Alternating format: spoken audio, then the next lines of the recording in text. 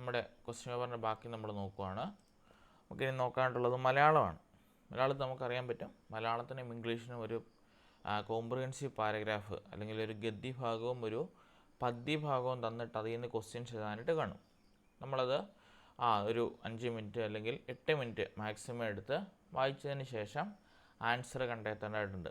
ഇവിടെ ഒരു CV യെക്കുറിച്ച് പറഞ്ഞിരിക്കുന്ന ഒരു പാരഗ്രാഫാണ് ഇവിടെ നമുക്ക് തന്നിട്ടുള്ളത്. നമുക്ക് ഉത്തരത്തിലേക്ക് പോകാം. നോക്കി, മഹാത്മാരായ സാഹിത്യകാരന്മാരുടെ ലക്ഷണമായി സൂചിപ്പിക്കുന്നത് എന്താണ് സൂചിപ്പിക്കുന്നത്? അത് വായിച്ചായിരുന്നോ? അത് സൂചിപ്പിക്കുന്നത് അനുവാചകന് സൃഷ്ടിക്കകത്ത് സ്ഥാനം നൽകുന്നു എന്നതാണ് മഹാത്മാരായ സാഹിത്യകാരന്മാരുടെ ലക്ഷണമായിട്ട് സൂചിപ്പിക്കുന്നത്. അത് നമ്മുടെ ഈ ടെക്സ്റ്റിനകത്ത് തന്നെ അല്ലെങ്കിൽ ഈ ഒരു പാരഗ്രാഫിനകത്ത് തന്നെ കൊടുത്തിട്ടുള്ളതാണ്. അടുത്തതാണ് നമ്മുടെ CV യെ നിത്യ സ്മരണീയനാക്കുന്നതെന്ത്? നമ്മുടെ CV യെ നിത്യ സ്മരണീയനാക്കുന്നത് എന്തെന്ന് ചോദിച്ചാൽ ചരിത്രാഖിയെ ഒരു സാഹിത്യശാഖയായി പ്രതിഷ്ഠിച്ചതിനാലാണ് അദ്ദേഹത്തെ നിത്യ സ്മരണീയനാക്കുന്നത്. അതും ഈ പറഞ്ഞ നമ്മുടെ എവിടെയാണ് ഇതിൻ്റെ ഫസ്റ്റ് പാരഗ്രാഫ്സ് തന്നെ കൊടുത്തിട്ടുണ്ട്. നോക്കി, CV യെ നിത്യസ്മരണീയനാക്കുന്നതിന് വേണ്ടിയാണോ ഒരു ചരിത്രാഖിയായ ഒരു ശാഖയായി പ്രതിഷ്ഠിക്കുകയും അതിൻ്റെ ഒരു ആസ്വാദക ലോകത്തേക്ക് ഉയർത്തിക്കൊണ്ട് വരികയും ചെയ്ത വ്യക്തി എന്ന നിലയിൽ CV രാമൻപിള്ളയെ നിത്യസ്മരണീയനാക്കുന്നുണ്ട്. ബാക്കി തന്നെയുണ്ട് ഒരുമാതിരിപ്പെട്ട മിക്കതെല്ലാം തന്നെ ഫസ്റ്റ് പാരഗ്രാഫിൻ്റെയും അതുപോലെ തന്നെ ലാസ്റ്റ് പാരഗ്രാഫിൻ്റെയും ഒരു മിഡിലായിട്ടൊക്കെ തന്നെ നമുക്ക് കണ്ടുപിടിക്കാനായിട്ട് സാധിക്കും. അടുത്ത ക്വസ്റ്റ്യൻ വരുന്നത് CV യുടെ കൃതികളിൽ ക്രാഫ്റ്റ് പ്രത്യക്ഷീകരിക്കുന്നതിന് സ്വീകരിച്ച മാർഗങ്ങളിൽ ഉൾപ്പെടുന്നത് ഏത്? അതും ഇതിൻ്റെ ടെക്സ്റ്റിൻ്റെ അവസാനം പറയുന്നുണ്ട്. അതായത് കണ്ടോ, അതായത് രൂപാന്തര പ്രാപ്തി, അതുപോലെ തന്നെ ക്രിയാത്മക പദങ്ങളുടെ ആവൃത്തി, സൂത്രവാക്യങ്ങൾ, പിന്നെ വ്യംഗ്യപ്രയോഗങ്ങൾ, പഴമൊഴികൾ, പ്രതീതി സാവരത്തായ ക്ലാസിക് ഉദ്ധരണികൾ, വാഗ്മയ സമൃദ്ധി എന്നിങ്ങനെ ഏകലോചകൻ കൊണ്ട് ബഹുവീക്ഷണം സാധിക്കുന്ന സംവിധാനം CV യിൽ പ്രവർത്തിക്കുന്നു. അതുകൊണ്ട് ചോദിച്ചത് എന്താണ്? CV യുടെ കഥകളിൽ ക്രാഫ്റ്റ് പ്രത്യക്ഷീകരണത്തിന് സ്വീകരിച്ച മാർഗങ്ങളിൽ പെടുന്നതേത്? അതിൻ്റെ നമ്മളിപ്പോൾ കണ്ടതാണ് ക്ലാസിക് ഉദ്ധരണികളാണ് അതിൻ്റെ അകത്ത് പെടുന്നത്.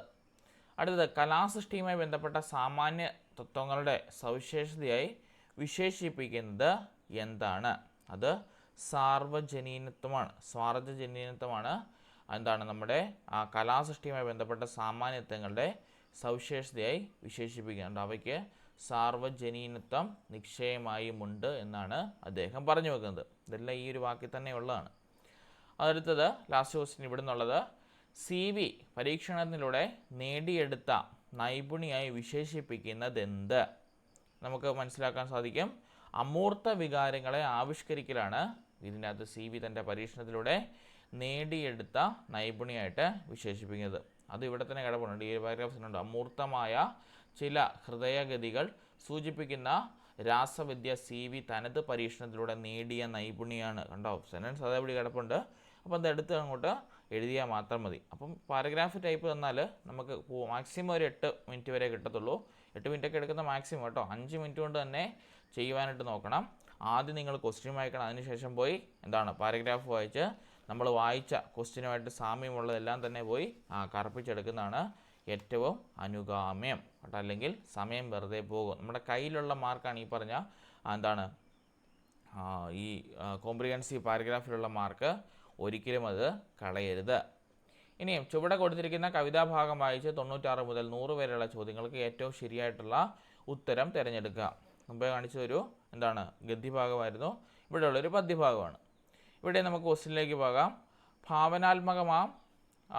ഭാവനാസന്ധാനമാം സുന്ദര പ്രസന്നമേ ഭാസുരരഹിതമായി വിളങ്ങി വെൺതാര പോൽ ഈ വളികളിലെ ചമൽക്കാര സവിശേഷത എന്ത്? അത് ഇതിൻ്റെ അവസാനം പറയുന്നുണ്ട്. ഭാവനസന്താനമാം സുന്ദര പ്രസന്നമോ ഭാസുര തരമായി വിളങ്ങി വെൺതാര പോൽ.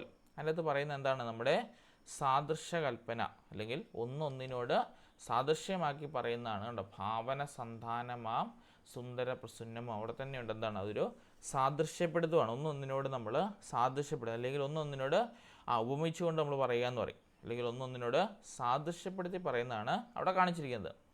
അടുത്തത് കാമനീയകം എന്ന പദത്തിൻ്റെ അർത്ഥമെന്ത്? ഇവിടെ കണ്ടോ, കാമനീയകമേലും രണ്ട് പൂവിനും മീതെ എന്ന് പറഞ്ഞാൽ എന്താണ് ഉദ്ദേശിക്കുന്നത്?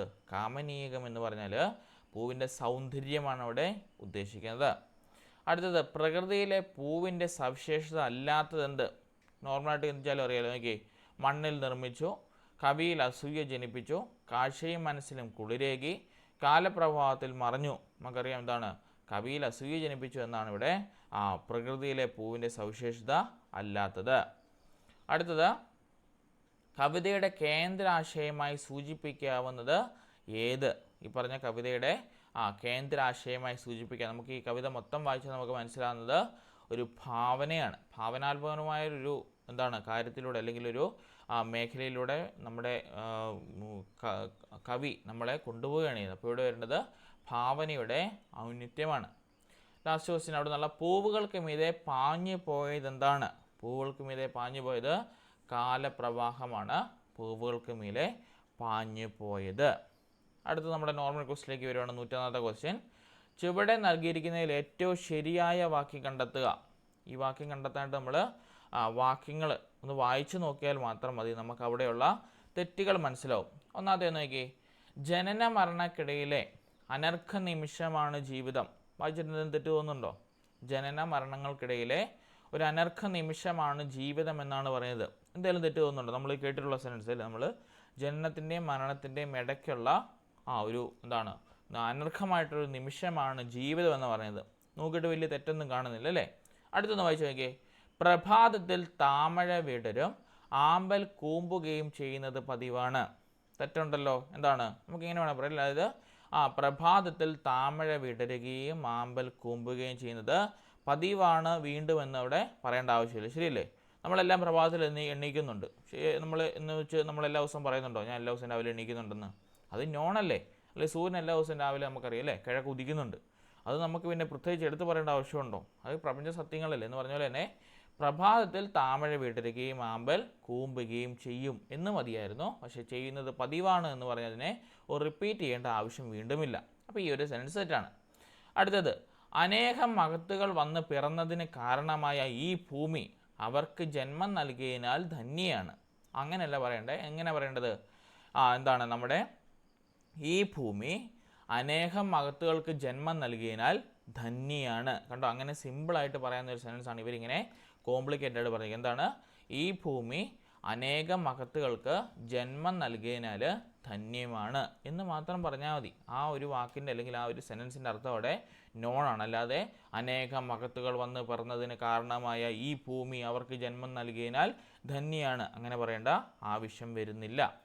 അടുത്തത്, ആശ്രമ കവാടത്തിൽ നിന്ന തേജസ്സാർന്ന രൂപം കണ്ട ഭക്തനെ കോരിത്തരിച്ചു. അങ്ങനെയാണ് പറയേണ്ടത്. എന്താണ്? ആശ്രമ കവാടത്തിൽ നിന്ന തേജസ്സാർന്ന രൂപം കണ്ട ഭക്തൻ കോരിത്തരിച്ചു എന്നാണ് പറയേണ്ടതുണ്ട്. ഭക്തനെ എന്നല്ല, ഭക്തൻ കോരിത്തരിച്ചു എന്ന. കാരണം ഒരാളല്ലേ ഉള്ളൂ. അപ്പോൾ എന്താണ്? ഭക്തൻ കോരിത്തരിച്ചു. അപ്പോൾ ഈ ഒരു പോയിന്റും തെറ്റാണ്. ഈ ഒരു സെൻറ്റൻസ് തെറ്റാണ്. അപ്പോൾ ജസ്റ്റ് നമുക്ക് വായിച്ചു നോക്കിയാൽ മാത്രം മതി. ഈ വരികൾക്കുള്ള അല്ലെങ്കിൽ നമുക്ക് കണ്ടാലോ മനസ്സിലായി അല്ലേ? കോംപ്ലിക്കേറ്റഡ് ആയിട്ടുള്ള സെൻറ്റൻസുകൾ തരുവാണെങ്കിൽ ഒബ്വിയസ്ലി അത് തെറ്റായിരിക്കും. ബാക്കി സിമ്പിളായിട്ട് വരുന്ന സെൻറ്റൻസ് അതിൻ്റെ അകത്ത് ഉറപ്പായിട്ടും കാണും. ഒരു സെൻറ്റൻസിനകത്താണ് നമ്മൾ ഐഡൻറ്റിഫൈ ചെയ്യുക, അതിലേക്ക് പോവുക. ഇവിടെ വരേണ്ട ആൻസർ ഏതാണ്? ജനന മരണക്കിടയിലെ അനർഘ നിമിഷമാണ് ജീവിതം. അതാണ് ഇവിടെ ആൻസറായിട്ട് വരേണ്ടത്. ഓപ്ഷൻ എ ആണ് വരേണ്ടത്. അടുത്തത് പലവട്ടം ചോദിച്ച ചോദ്യങ്ങളാണ്. അന്ധകാരനരി എന്ന അന്ധകാരനരി ഏത് വിഭാഗത്തിൽപ്പെടുന്ന കൃതിയാണ്? ഏതെന്നറിയോ? നമ്മൾ ഡിസ്കസ് ചെയ്ത അന്ധകാര നരി ഏത് വിഭാഗത്തിൽപ്പെടുന്ന കൃതിയാണ്? അതൊരു യാത്രാവിവരണമാണോ, ആത്മകഥയാണോ, നോവലാണോ, നാടകമാണോ? ഏതാണ് അന്ധകാരനരി? അതൊരു നോവലാണ് കേട്ടോ. അന്ധകാരനരി ഒരു നോവലാണ്. അത് ഈ സന്തോഷ് കുമാറാണ് എഴുതിയത് കേട്ടോ. എഴുതിയത് ഈ സന്തോഷ് കുമാറാണ്. 2012 ദേശീയ സാഹിത്യ അക്കാദമി പുരസ്കാരം ലഭിച്ച ഒരു നോവൽ കൂടിയാണ് നമ്മുടെ അന്ധകാരനരി കേട്ടോ. 2012 ദേശീയ എന്ത് കിട്ടി?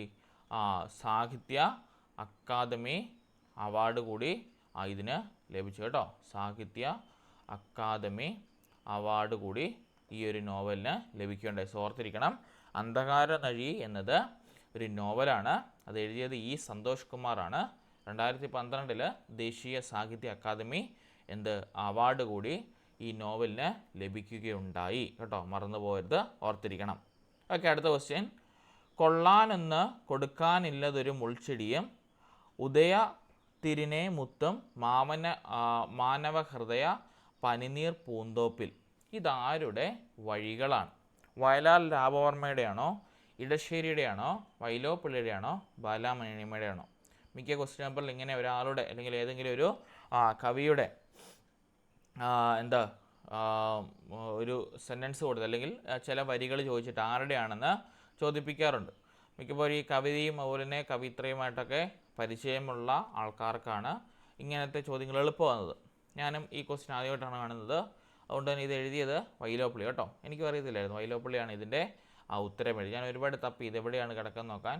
നമ്മുടെ ടെക്സ്റ്റ് ബുക്കിലൊന്നും കണ്ടില്ല, വേറെ എവിടെ നിന്നാണ് ചോദിച്ചതെന്ന് നോക്കിയിട്ട് കണ്ടില്ല കേട്ടോ. ഓർത്തിരിക്കണം, ഈ ഒരു ലൈൻ എഴുതിയത് വൈലോപ്പിള്ളിയാണ് കേട്ടോ. വയലാർ രാമവർമ്മയും ഇടശ്ശേരിയും ബാലാമണിയമ്മയല്ല, വൈലോപ്പിള്ളി ശ്രീധരമേനോനാണ് ഈ ഒരു വഴി എഴുതിയത്. അടുത്തത് ഇതൊന്നുകൂടി റിപ്പീറ്റ് ആയിട്ട് വന്നത് കേട്ടോ അവിടെ. ഓക്കെ, അടുത്തത് പ്രാദേശിക ഭാഷ സംസാരിക്കുന്ന കുട്ടിയോട് ഭാഷാ പഠന ക്ലാസ്സിൽ സ്വീകരിക്കേണ്ട ശരിയായ സമീപനം ഏതാണ്? അത് നമുക്കറിയാൻ പറ്റും.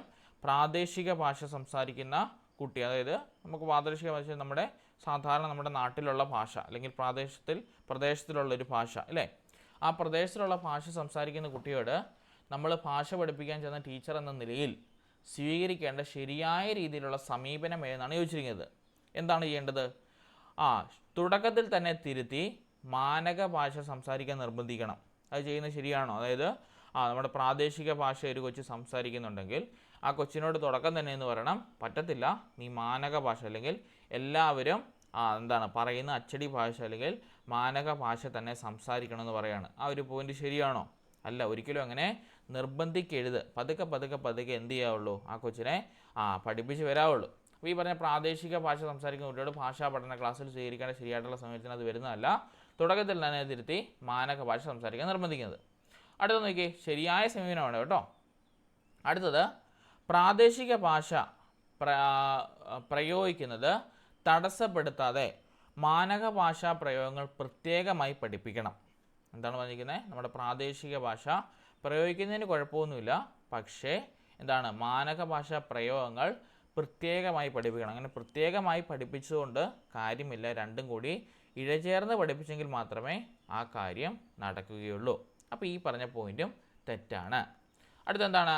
പ്രാദേശിക ഭാഷാ പ്രയോഗങ്ങൾക്ക് സമാനമായ മാനക ഭാഷാ പ്രയോഗങ്ങൾ ഗൃഹപാഠമായി നൽകണം.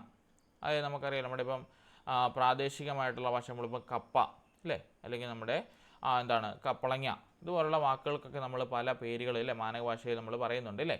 അപ്പോൾ അതിന് 2 ഹോംവർക്കായിട്ട് കൊടുക്കണം. അതായത് നമ്മുടെ ഈ പറഞ്ഞ പ്രാദേശിക ഭാഷയും അതുപോലെ തന്നെ മാനക ഭാഷയുടെയും പ്രയോഗങ്ങൾ പ്രത്യേകമായിട്ട് ഹോംവർക്ക് അല്ലെങ്കിൽ ഗൃഹപാഠമായിട്ട് നൽകണമെന്നാണ് പറഞ്ഞത്. അതിൻ്റെയും ആവശ്യം നമുക്ക് വരുന്നില്ല.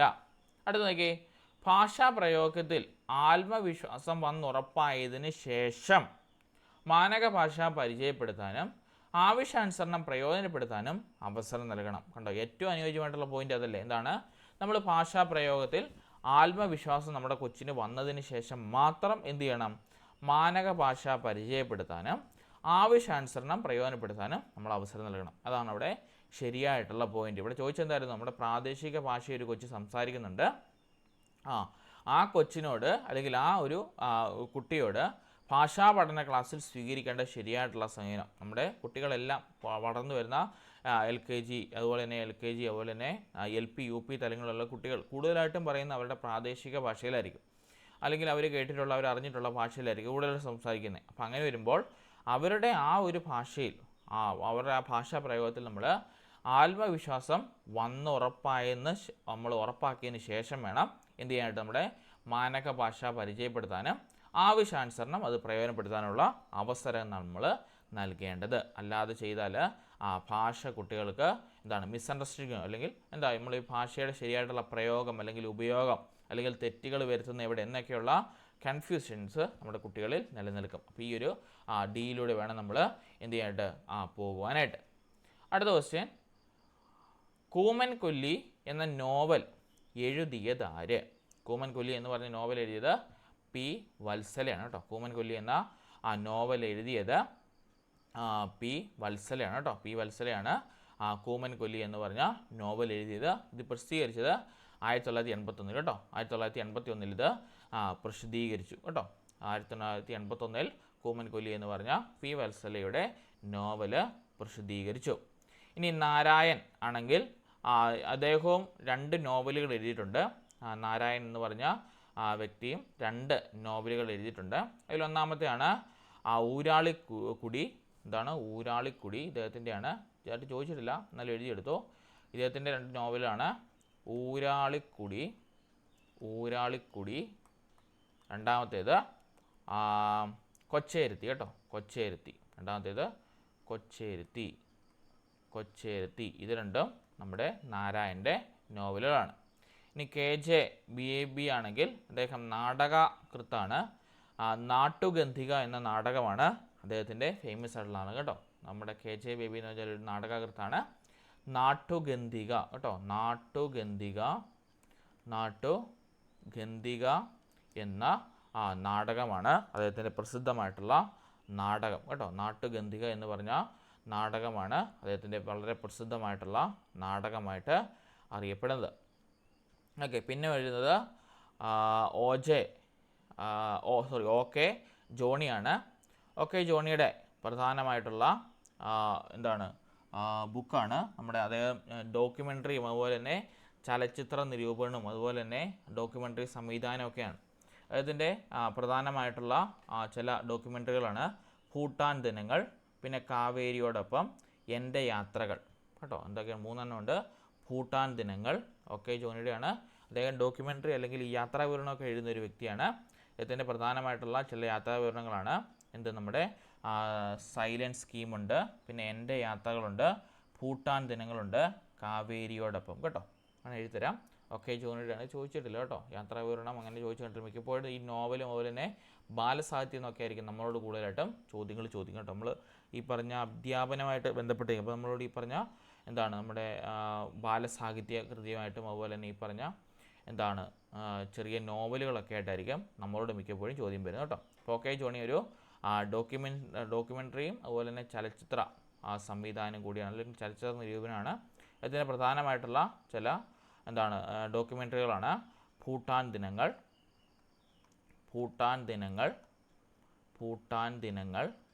ഓക്കെ ദിനങ്ങൾ. പിന്നെയുള്ളത് കാവേരിയോടൊപ്പം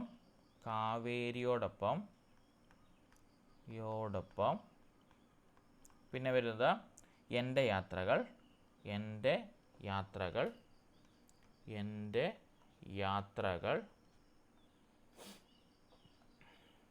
യാത്രകൾ. പിന്നെയുള്ളത് സൈലൻറ്റ് സ്കീംസ് കേട്ടോ. സൈലൻറ്റ് സ്കീംസ് എന്നാണ് ഇതിൻ്റെ പ്രധാനമായിട്ടുള്ള ചില ഡോക്യുമെൻ്ററികളുടെ പേര്. ഓക്കെ, ഓർത്തിരിക്കാൻ നല്ലതാണ്. ഇതായിട്ട് ചോദിച്ചിട്ടില്ല, എന്നാലും ഒരു ഓപ്ഷൻ്റെ അത് വന്ന വ്യക്തിയല്ലേ. അപ്പോൾ അദ്ദേഹത്തിന് ഇനി അടുത്ത വട്ടം അത് എടുത്തിട്ടണമെന്ന് തോന്നിയാലോ, തീർന്നില്ലേ. ഓർത്തിരിക്കണം. OK ജോണി ഒരു ഡോക്യുമെൻ്ററി ടൈപ്പിസ്റ്റും അതുപോലെ തന്നെ ഡോക്യുമെൻ്ററി എഴുതുന്ന ആളും അതുപോലെ തന്നെ ഒരു ചലച്ചിത്ര നിരൂപകനും ഒക്കെയാണ്. ഇതിൻ്റെ പ്രധാനമായിട്ടുള്ള ചില നിരൂപണങ്ങളാണ് ഭൂട്ടാൻ ദിനങ്ങൾ, കാവേരിയോടൊപ്പം എൻ്റെ യാത്രകൾ എന്നിങ്ങനെ പറയുന്നത് കേട്ടോ. ഇനിയും താഴെ പറയുന്നവയിൽ ബോധന ഉദ്ദേശവുമായി പൂർണ്ണമായും യോജിക്കാത്ത പ്രസ്താവന ഏത്? അതായത് നമ്മുടെ ബോധന ഉദ്ദേശവുമായിട്ട് പൂർണ്ണമായും യോജിക്കാനാകാത്ത പ്രസ്താവന ഏത്? ചിലതൊക്കെ യോജിക്കുന്നുണ്ട്, എന്നാലും പൂർണ്ണമായിട്ടും നമുക്ക് മുഴുവനായിട്ടും തള്ളിക്കളയാൻ അല്ലെങ്കിൽ മുഴുവനായിട്ടും നമുക്ക് യോജിക്കാൻ പറ്റാത്ത പ്രസ്താവന ഏതെന്നാണ് യോജിച്ചിരിക്കുന്നത്. ഓക്കെ, പഠിതാക്കൾ ഏത് ലക്ഷ്യത്തിലേക്കാണോ പുരോഗമിക്കുന്നത് അവയാണ് ബോധനോദ്ദേശങ്ങൾ. ശരിയല്ലേ പറഞ്ഞത്? നമ്മുടെ പഠിതാക്കൾ ഏത് ലക്ഷ്യത്തിലേക്കാണോ പുരോഗമിക്കുക അല്ലെങ്കിൽ പഠിതാക്കൾക്ക് എങ്ങോട്ടാണോ പ്രോഗ്രസ് ഉള്ളത് അവയ്ക്ക് പറയുന്ന പേരാണ് ബോധനോദ്ദേശങ്ങൾ. അത് നമുക്ക് യോജിക്കാൻ പറ്റുന്ന അല്ലേ. അടുത്ത നോക്കി, ബോധനത്തിലൂടെ പഠിതാവിനുണ്ടാവുന്ന മാറ്റമാണ് ബോധനോദ്ദേശം. ശരിയില്ല, നമ്മൾ പഠിപ്പിക്കുന്ന കാര്യത്തിലൂടെ കുട്ടികൾക്കുണ്ടാവുന്ന ഒരു മാറ്റത്തിന് പറയുന്ന പേരാണ് ബോധനോദ്ദേശം എന്ന് പറയുന്നത്. അത് നമുക്ക് യോജിക്കാൻ പറ്റുന്ന. അടുത്തത്, അധ്യാപനത്തിലൂടെ എന്തു നേടാൻ ഉദ്ദേശിക്കുന്നു എന്ന പ്രസ്താവനയാണ് ബോധനോദ്ദേശം. നമ്മളോട് പറയുവാണെങ്കിൽ ശരിയല്ലേ, നമ്മുടെ അധ്യാപനത്തിലൂടെ നമുക്ക് എന്ത് നേടാനായിട്ട് ഉദ്ദേശിക്കുന്നുവോ അത് പ്രസ്താവിക്കുന്ന രീതിക്ക് പറയുന്ന പേരാണ് ബോധനോദ്ദേശം. നമുക്കത് യോജിക്കാൻ പറ്റുന്നതാണ്. ഇനി നോക്കി, ഓരോ വിദ്യാർത്ഥിയും ഭാവിയിൽ ആരാകണമെന്ന് നിശ്ചയിച്ച് രേഖപ്പെടുത്തുന്നതാണ് ബോധനോദ്ദേശം എന്നെവിടെയെങ്കിലും പറയുന്നുണ്ടോ? ഇപ്പോൾ നമ്മളൊരു ക്ലാസ്സിലോട്ട് ഇന്ന് പഠിപ്പിക്കാൻ പോവാം, അതിനകത്ത് എഴുതി വെച്ചിട്ടുണ്ടോ ഇന്ന കൊച്ച് ഭാവിയിൽ ഇന്നയാളാകണം, അതുകൊണ്ട് അവൻ ഇങ്ങനെ പഠിപ്പിച്ചാൽ മാത്രം മതിയെന്ന്? അല്ലെങ്കിൽ അഖിൽ എന്ന് പറഞ്ഞ കൊച്ച് ഭാവിയിൽ പാട്ടുകാരനാവും, അവന് കഥകളും കൃതികളും മാത്രം പഠിപ്പിച്ചാൽ മതി, അല്ലെങ്കിൽ പാട്ട് പാടാനും അതിൻ്റെ ഈണം കണ്ടെത്താനും മാത്രം പഠിപ്പിച്ചാൽ മതി എവിടെയെങ്കിലും പറയുന്നുണ്ടോ? ഇല്ല. ഉണ്ടോ? എപ്പോഴും ഓർക്കേണ്ട എന്താണ്, ഓരോ വിദ്യാർത്ഥിയും ഭാവിയിൽ ആരാകണമെന്ന് നിശ്ചയിച്ച് രേഖപ്പെടുത്തിയതല്ല ബോധനോദ്ദേശം. കാരണം എല്ലാ കുട്ടികളെയും എല്ലാ തരക്കാരെയും ഉൾച്ചേർത്തുകൊണ്ട് എന്താണ് അവരിലുള്ള എല്ലാ വാസനകളും കഴിവുകളും സമഗ്രമായിട്ടുള്ള വികാസവും ഉറപ്പുവരുത്തുന്നതാണ് എന്ത് ബോധനോദ്ദേശം എന്ന് പറയുന്നത്. അല്ലാതെ ഓരോ വിദ്യാർത്ഥിയും ആരാകണമെന്ന് നിശ്ചയിച്ചുകൊണ്ട് നമ്മൾ രേഖപ്പെടുത്തുന്നതല്ല നമ്മുടെ ബോധനോദ്ദേശം. അപ്പോൾ ഇതാണ് നമുക്ക് യോജിക്കാൻ പറ്റാതെയുള്ള പോയിന്റ്. അപ്പോൾ ഓപ്ഷൻ ഡി ആണ് അവിടെ പറ്റാതെയുള്ളത് കേട്ടോ. ഓക്കെ, അടുത്തത് നമ്മുടെ സന്ധികളിൽ നിന്ന് വന്ന ചോദ്യമാണ്. എന്താണ് ചുവടെ പിഴിച്ചെഴുതിയിരിക്കുന്നതിൽ കൂട്ടത്തിൽ പെടാത്തതേത്? ഇവിടെ തീനാളം, തീ പ്ലസ് നാളമുണ്ട്, തീപ്പെട്ടി, തീ പ്ലസ് പെട്ടിയുണ്ട്, തീ കാറ്റ്, തീ പ്ലസ് കാറ്റുണ്ട്, തീ പന്തം, തീ പ്ലസ് പന്തമുണ്ട്. നോക്കിയേ, ഇതെല്ലാം എന്ത് സന്ധികളാണ്? എല്ലാ എയും ബിയും സിയും ഡിയും നമുക്ക് വായിച്ചാൽ മനസ്സിലാകുന്ന എന്ത് സന്ധിയാണെന്ന് ഒരു ഒറ്റ നോട്ടത്തിൽ കിട്ടുന്നത്. സന്ധികൾ 4 ഉള്ളൂ: ആഗമസന്ധി, ആദേശസന്ധി, ലോപസന്ധി, ദ്വിത്വസന്ധി. ഇവിടെ എന്ത് സന്ധികളായിട്ടാണ് നമുക്ക് കാണപ്പെടുന്നത്? ആഗമായിട്ടാണോ, അതേപോലെ തന്നെ ആദേശമായിട്ടാണോ, അതോ ലോപമായിട്ടാണോ, അതോ ദ്വിത്വമായിട്ടാണോ? ഈ സന്ധിയായിട്ട് കാണപ്പെടുന്നത് ഇതെല്ലാം നോക്കണ്ടോ. ഇപ്പ, ഇക്ക, ഇപ്പ, ഇതെല്ലാം എന്താണ്?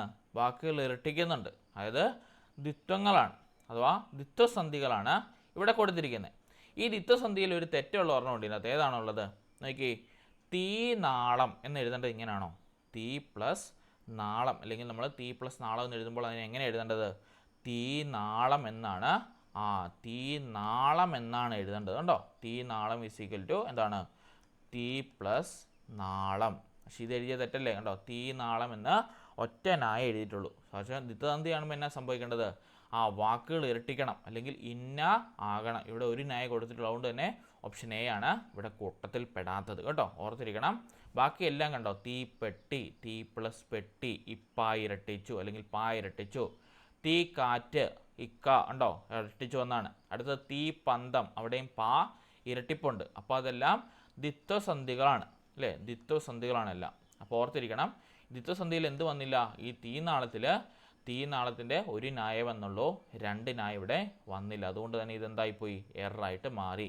ഇനിയുള്ളതാണ് നമ്മുടെ ആഗമസന്ധിയുണ്ട്, ആദേശസന്ധിയുണ്ട്, ലോപസന്ധിയുണ്ട്, ദ്വിത്വസന്ധിയുണ്ട്. ഇപ്പോൾ ദ്വിത്വസന്ധി എന്താണെന്ന് മനസ്സിലായി? എന്താണ്? ഒരു വർണ്ണം എഴുതുമ്പോൾ അതിനെ ഇരട്ടിപ്പിക്കുക, അല്ലെങ്കിൽ 2 വർണ്ണങ്ങൾ തമ്മിൽ ചേരുമ്പോൾ ഒരു വർണ്ണം ഇരട്ടിക്കുന്നതിന് പറഞ്ഞ പേരാണ് ദ്വിത്വസന്ധി.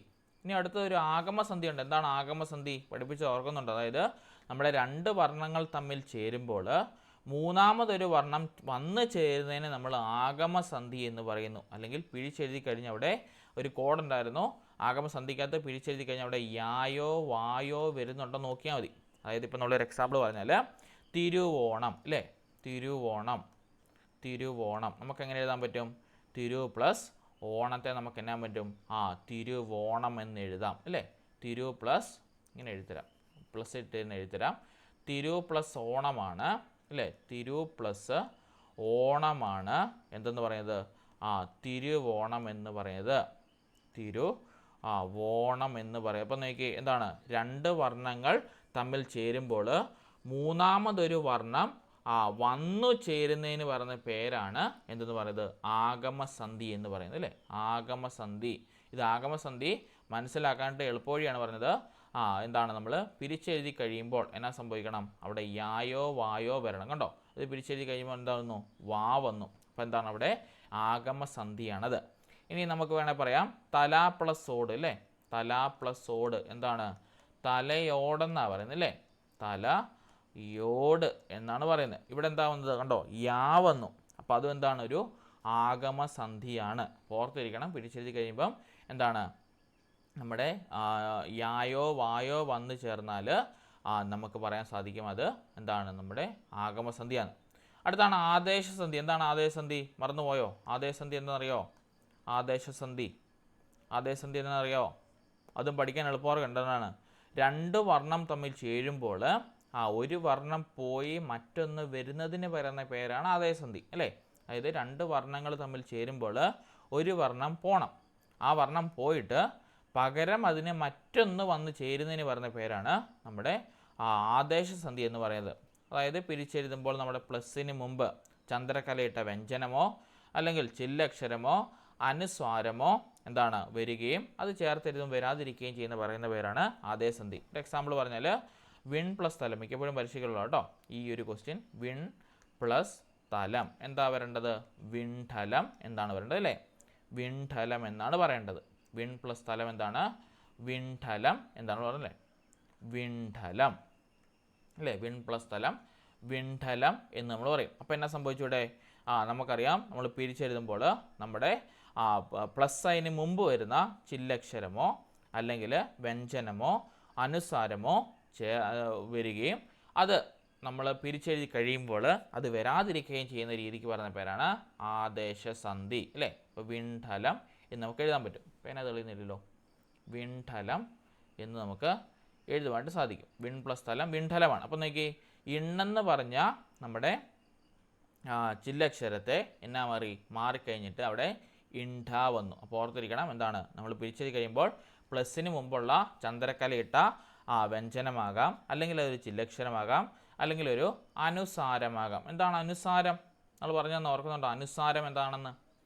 അനുസാരം അനുവിൻ്റെ സ്വാരം അല്ലേ? അല്ലെങ്കിൽ നമ്മൾ എന്നാൾ പറഞ്ഞപ്പോൾ നിങ്ങളെല്ലാം ചിരിച്ചാണ്. അതായത് അനുവിൻ്റെ സാരം ഒരു അനുവിനോട് മനസ്സിലാക്കും. അനു എപ്പോഴും എന്നൊക്കെ പറയുമ്പോൾ എന്താണ് നമ്മുടെ കം ഇതൊക്കെയാണ് നമ്മുടെ എന്ത് പറയുന്നത് അനുസാരങ്ങൾ പറയുന്നത്. ഇത് നമ്മുടെ അവസാനം അല്ലെങ്കിൽ കമ്മ അല്ലെങ്കിൽ എന്ന് പറഞ്ഞുള്ള സ്വരങ്ങളില്ലേ, അങ്ങനെ വരുവാണെങ്കിൽ അതിന് പറയുന്ന പേരാണ് അനുസാരങ്ങൾ. അപ്പം ഈ പറഞ്ഞ അനുസാരങ്ങളൊക്കെ വരികയോ അത് പിരിച്ചെഴുതി കഴിയുമ്പോൾ വരാതിരിക്കുകയോ ചെയ്യുന്നതിന് പറയുന്ന പേരാണ് ആദേശസന്ധി എന്നതുകൊണ്ട് ഉദ്ദേശിക്കും കേട്ടോ. അപ്പോൾ ഇതിനെ നമുക്ക് വിൺ പ്ലസ് തലം വിണ്ഠലം എന്ന് നമുക്ക് എഴുതാം. ഇനി മറ്റൊരു എക്സാമ്പിളാണ് എന്താണ് കൺ പ്ലസ് നീര്.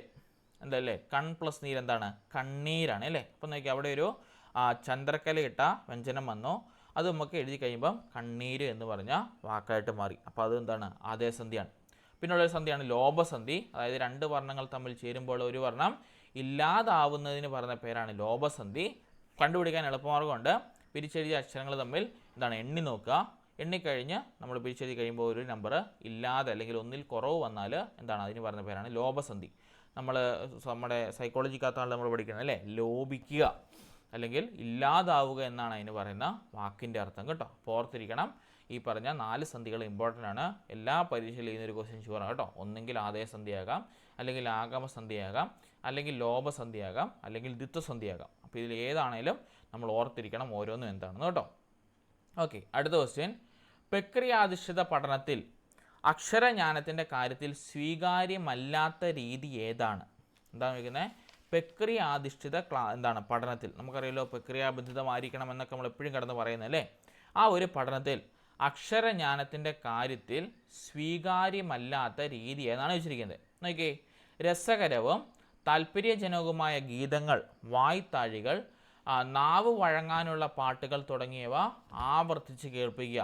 ശരിയാ, വേണ്ടതല്ലേ ഈ പ്രക്രിയാബന്ധിത പഠനത്തിൽ നമ്മുടെ അക്ഷരജ്ഞാനത്തിൻ്റെ കാര്യത്തിൽ, അതായത് അക്ഷരത്തെ നമ്മൾ മനസ്സിലാക്കി കൊടുക്കണം. അതിൻ്റെ കാര്യത്തിൽ സ്വീകാര്യമല്ലാത്ത രീതി എന്ന് പറയുമ്പോൾ ഒന്നാമത്തെ പോയിന്റ് ഒബ്വിയസ്ലി സ്വീകാര്യമാണ് അല്ലേ? അതായത് കണ്ടോ, രസകരവും താല്പര്യജനകവുമായ ഗീതങ്ങൾ, വായ്ത്താഴികൾ, നാവ് വഴങ്ങാനുള്ള പാട്ടുകൾ തുടങ്ങിയവ നമ്മൾ ആവർത്തിച്ച് കേൾപ്പിക്കണം. ശരിയാണ് പറഞ്ഞത്. അടുത്ത് നോക്കിയേ, ചാർട്ടുകളും വലിയ പുസ്തകങ്ങളും വായനാ വസ്തുത എല്ലാവരും കാണത്തക്ക വിധം പ്രദർശിപ്പിച്ച് ഉച്ചത്തിൽ വായിച്ച് കേൾപ്പിക്കുക. ഒബ്വിയസ്ലി നമ്മുടെ അക്ഷരജ്ഞാനത്തിൻ്റെ കാര്യത്തിൽ അതൊരു പ്രക്രിയാബന്ധിതമായ സമീപനം അല്ലേ? ഉച്ചത്തിൽ വായിച്ച് കേൾപ്പിക്കുക എന്നുള്ളത്. ചാർട്ടുകളും വലിയ പുസ്തകങ്ങളും വായനാ വസ്തുത എല്ലാവരും കാണത്തക്ക വിധം എന്താണ് നമ്മൾ പ്രദർശിപ്പിച്ചുകൊണ്ട് ഉച്ചത്തിൽ വായിച്ച് കേൾപ്പിക്കുക. അതും ഒരു പ്രക്രിയാബന്ധിതമായിട്ടുള്ളൊരു പഠനത്തിൽ അക്ഷരജ്ഞാനത്തിൻ്റെ കാര്യത്തിൽ സ്വീകാര്യമായ രീതിയാണ്. അടുത്തത്, പദങ്ങൾ ആവർത്തിച്ചെഴുതിയ ശേഷം കാണാതെ എഴുതിക്കുക. അതിൻ്റെ ആവശ്യമുണ്ടോ ഈ പറഞ്ഞ പ്രക്രിയാബന്ധിത രീതിക്കകത്ത്? നോക്കിയാൽ എന്താണ്, പദങ്ങൾ നമ്മൾ ആവർത്തിച്ച് എഴുതിപ്പിക്കണം. അതിനുശേഷം കാണാതെ എഴുതിപ്പിക്കുക. അത് നമ്മുടെ പഴയ റെസിറ്റേഷൻ മെത്തേഡ് അല്ലെങ്കിൽ നമ്മുടെ റിപ്പീറ്റേഷൻ മെത്തേഡ് എന്ന് പറയും, നമ്മുടെ വ്യവഹാരവാദികളൊക്കെ ഉള്ളപ്പോഴുള്ള സമീപനം. അതൊരിക്കലും ഈ പറഞ്ഞ പ്രക്രിയ അധിഷ്ഠിത അല്ലെങ്കിൽ പ്രോസസ് ഓറിയൻറ്റഡ് ആയിട്ടുള്ള സ്കില്ലിൻ്റെ അകത്ത് വരുന്നതല്ല. അത് ഓർത്തിരിക്കണം. അടുത്ത ശരിയാണെന്നപ്പോൾ നോക്കണ്ടേ. ടീച്ചർ നിർദ്ദേശിക്കുന്നതിന് പകരം കുട്ടികൾ അവർക്ക് ഇഷ്ടമുള്ള പദങ്ങൾ വായനാ സാമഗ്രിയിൽ നിന്ന് കണ്ടെത്തുക. അതായത് ടീച്ചർ എന്താണ് നിർദ്ദേശങ്ങൾ കൊടുക്കാത്തതിന് പകരം എന്ത് ചെയ്യും, അവർക്ക് ഇഷ്ടമുള്ള ഓരോരോ പദങ്ങൾ അവർ വായനാ സാമഗ്രിയിൽ നിന്ന് കണ്ടെത്തി എഴുതുക. അതും എന്താണ് ഈ അക്ഷരജ്ഞാനത്തിൻ്റെ കാര്യത്തിൽ സ്വീകാര്യമേതരാണ്. പക്ഷേ ഈ പറഞ്ഞ മൂന്നാമതായിട്ടല്ല, അല്ലെങ്കിൽ സി എന്ന് പറയുന്ന പോയിന്റ് നോക്കി, പദങ്ങൾ നമ്മൾ ആവർത്തിച്ച് എഴുതിച്ച ശേഷം കാണാതിരിക്കുക. അതുകൊണ്ട് യാതൊരു പ്രക്രിയാധിഷ്ഠിത കാര്യത്തിൽ അല്ലെങ്കിൽ പ്രോസസ്സ് സ്കിൽസിൻ്റെ അകത്ത് ഒരിക്കലും ഒരു അപ്ഡേറ്റ് ആയിട്ട് നിൽക്കുന്ന ഒരു കാര്യമല്ല. അതുകൊണ്ട് തന്നെ അത് തെറ്റാണ് കേട്ടോ. ഓപ്ഷൻ സി ആണ് ഇവിടെ തെറ്റായിട്ടുള്ളത്. അടുത്തത്, ഗുരുഭക്തി എന്ന പദത്തിൻ്റെ വിഗ്രഹാർത്ഥം ഏത്? നമുക്കറിയാലോ, ഗുരുഭക്തി എന്ന് വെച്ചാൽ നമ്മുടെ ഗുരുവിനോടുള്ളൊരു ഭക്തിയല്ലേ. ഇപ്പോൾ ഗുരുവും ഭക്തിയുമല്ല, ഗുരുവിൻ്റെ ഭക്തിയല്ല, ഗുരുവായിലുള്ള ഭക്തിയല്ല, ഗുരുവിനോടുള്ള ഭക്തിയാണ് എന്തെന്ന് പറയുന്നത്, ഗുരുഭക്തി എന്നതുകൊണ്ട് പറയുന്നത്. അപ്പം ഗുരുവിനോടുള്ള ഭക്തി അതിന് നമ്മൾ പറയുന്നതാണ് ഗുരുഭക്തി എന്നതുകൊണ്ട് ഉദ്ദേശിക്കും കേട്ടോ. ഗുരുവിനോടുള്ള ഭക്തി പറയുന്ന പേരാണ് ഗുരുഭക്തി എന്ന് പറയുന്നത്. അടുത്ത് നോക്കി, സമഗ്രതയിൽ നിന്നും ഘടകങ്ങളിലേക്ക് എന്ന രീതിയിലുള്ള ഭാഷാ പഠന മാതൃക ഏത്? നമുക്കറിയാലോ, സമഗ്രത എന്ന് പറഞ്ഞാൽ എന്താണ്, നമ്മുടെ മൊത്തം അല്ലേ, ആ മൊത്തത്തിൽ നിന്നും ഘടകങ്ങളിലേക്ക് നമ്മൾ കടന്നു പോകണം. അങ്ങനെ ഓരോരോ ചെറിയ പാട്ടിലേക്ക് കടന്നു പോകണം. അപ്പോൾ ഓർക്കേണ്ടതാണ്, അതിലുള്ള ഭാഷാ സമീപന മാതൃക ഏതാണ്? നമ്മൾ പഠിപ്പിച്ചത് ഓർമ്മയുണ്ടോ ഏതാണെന്ന്? അക്ഷരം പദം വാക്യം ആശയമാണോ, ആശയം വാക്യം പദം അക്ഷരമാണോ, അക്ഷരം ആശയം പദം വാക്യമാണോ, പദം വാക്യം ആശയം അക്ഷരമാണോ? ഏതാണ് വരേണ്ടത്? ഉണ്ടോ? സമഗ്രത അഥവാ മുഴുവൻ എന്ന അർത്ഥം അല്ലേ. അപ്പോൾ മുഴുവൻ വരണമെങ്കിൽ അവിടെ എന്നാ കൊടുക്കണം? ആദ്യം ആശയം കൊടുക്കണം. അതിൽ നിന്ന് ഘടകങ്ങളിലേക്ക്, ചെറിയ ചെറിയ ഘടകങ്ങളിലേക്ക് വേണം. അപ്പോൾ ഓർക്കേണ്ടതാണ് ആശയം, വാക്യം, പദം, അക്ഷരം. ഓപ്ഷൻ ബി ആണ് കറക്റ്റായിട്ടുള്ള ആൻസർ വരേണ്ടത്. അപ്പോൾ നോക്കിയേ, ഈ തിയറി ആരുടെ തിയറി എന്ന് വന്നാണ്? ഈ സമഗ്രതയിൽ നിന്നും ഘടകങ്ങളിലേക്ക് നമ്മൾ സൈക്കോളജിക്കകത്ത് പഠിക്കുന്ന ഒരാളുടെ തിയറിക്കകത്ത് നിന്ന് വന്ന ഒരു പോസ്റ്റുലേറ്റ് എന്താണ് അറിയാവോ? ആരാന്ന്? കൊക്കോമയാണ് ആ തിയറി കണ്ടുപിടിച്ചത്. അപ്പോൾ ആ തിയറിയുടെ പേരെന്താണ്? അറിയാവോ?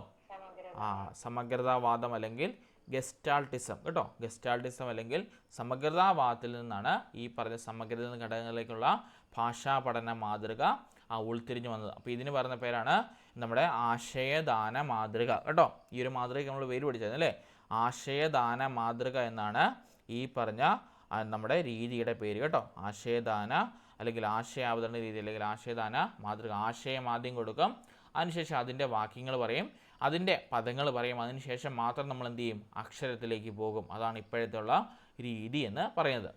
അടുത്തത്, ചുവടെ കൊടുത്തിരിക്കുന്ന ശരിയായിട്ടുള്ള പദമേത്?